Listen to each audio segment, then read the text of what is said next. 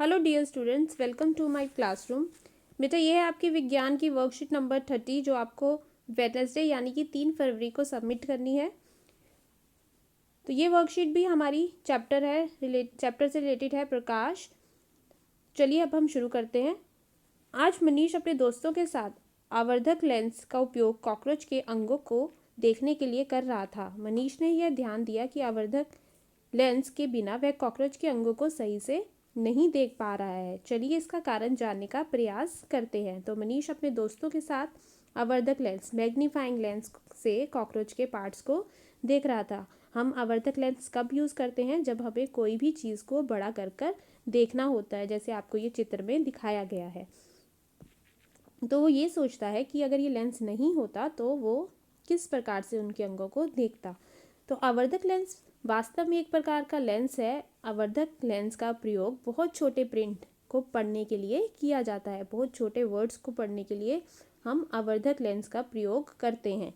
लेंसों का उपयोग व्यापक रूप में चश्मों, दूरदर्शकों, दूरबीनों तथा सूक्ष्मदर्शियों में किया जाता है। तो बेटा इस लेंस का, क्योंकि हम कोई भी छोटी चीज़ को देखने के लिए हम ये लेंस का प्रयोग करते हैं, तो इसका प्रयोग हम चश्मों में और दूरबीनों में या फिर माइक्रोस्कोप में करते हैं। लेंस पारदर्शी होते हैं और इनमें से प्रकाश गुजर सकता है। तो ये आगे आपको यहाँ पर उत्तल लेंस और अवतल लेंस के बारे में बताया गया है। तो पहला है उत्तल लेंस, जिसका चित्र आप यहाँ पर देख सकते हैं। जो उत्तल लेंस है वो बीच में से मोटा होता है और जो किनारे हैं वो बहुत ज़्यादा थिन होते हैं, पतले होते हैं।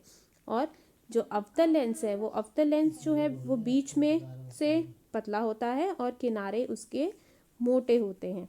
तो ये इन दोनों में एक सबसे बड़ा अंतर है। उसके बाद जो उत्तल लेंस है, उत्तल लेंस में से जब भी प्रकाश आएगा तो वो इस तरह से यहाँ पर अपसरित होता दिखाई देगा, मतलब अंदर की ओर मुड़ता हुआ दिखाई देगा, और इसलिए हम इसको अभिसारी लेंस भी कहते हैं।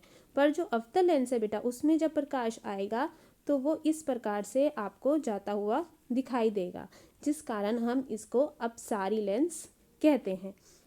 ये आप याद रखेंगे कि उत्तल लेंस को हम अभिसारी लेंस कहते हैं और अवतल लेंस को हम अपसारी लेंस कहते हैं।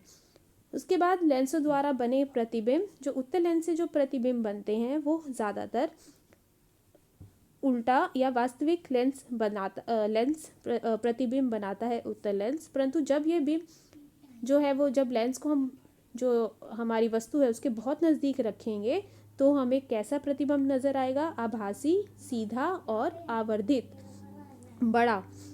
तो जब उत्तल लेंस को वस्तुओं को आवर्धित करके देखने के लिए उपयोग किया जाता है तो हम उसे आवर्धक लेंस भी कहते हैं। तो उत्तल लेंस का प्रयोग हम आवर्धक लेंस के रूप में करते हैं जब हमें किसी वस्तु को बड़ा कर देखना हो। वहीं जो अवतल लेंस है बेटा, वो हमेशा जो प्रतिबिंब बनाएगा वो सीधा बनाएगा और आभासी बनाएगा, और साथ में आकार जो होगा उसका वो बिंब से, वस्तु से हमेशा छोटा होगा। ठीक है, ये आप दोनों इस लेंसों में जो अंतर है वो आप याद रखेंगे। आगे है प्रश्न उत्तर। तो पहला प्रश्न है, उत्तल एवं अवतल लेंसों में दो अंतर लिखिए। तो अभी हमने ये ऊपर किए हैं कि जो उत्तल लेंस है वो लेंस किनारों की अपेक्षा बीच में मोटे प्रतीत होते हैं, राइट, और अवतल लेंस जो है वो किनारों में मोटे होते हैं और बीच में पतले। और इनका ये चित्र आप बनाएंगे, और इसे आभासी लेंस भी कहते हैं और इसे हम क्या कहते हैं? अपसारी लेंस। इसे अपसारी लेंस कहा जाता है। तो ये दो अंतर हैं जो आप लिखेंगे। उसके बाद है प्रश्न नंबर 2, किस प्रकार का लेंस सदैव आभासी प्रतिबिंब बनाता है? अवतल लेंस। अवतल लेंस जो है वो हमेशा आभासी प्रतिबिंब बनाता है। उसके बाद है उत्तल लेंस आवर्धक लेंस की भांति उपयोग होता है? सत्य। उत्तल लेंस को हम आवर्धक लेंस के रूप में उपयोग करते हैं। तो ये थी बेटा आपकी विज्ञान वर्कशीट। तो मुझे उम्मीद है आपको ये वर्कशीट अच्छे से समझ आए। So please do like, share and subscribe the channel. Thank you.